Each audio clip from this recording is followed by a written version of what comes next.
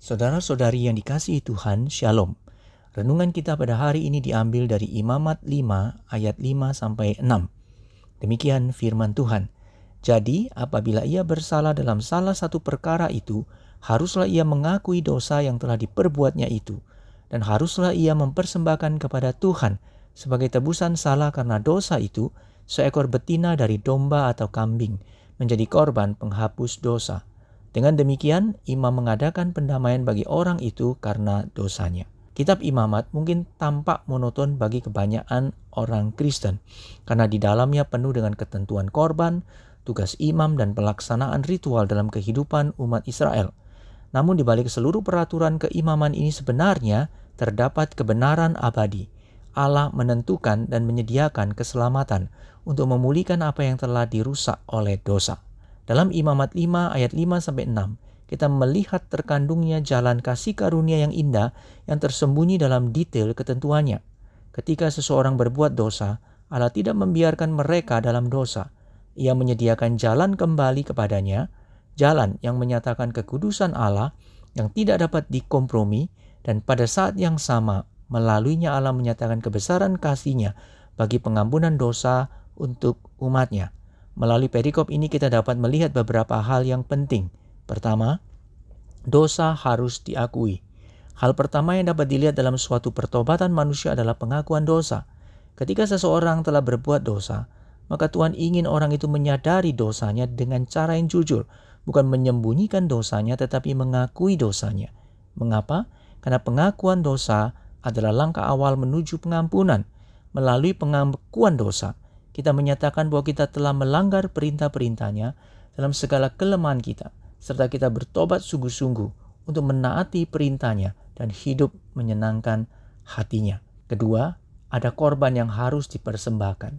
Setelah pengakuan dosa, Tuhan meminta korban penghapus dosa, seekor domba atau kambing. Tuhan menyatakan bahwa dosa itu serius dan selalu ada yang harus menggantikan hukuman akibat dosa.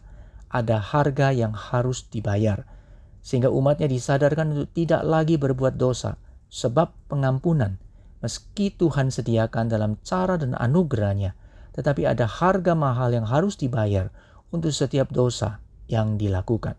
Namun, semua cara untuk memperoleh pengampunan dosa yang dijalankan dalam kitab Imamat bersifat sementara.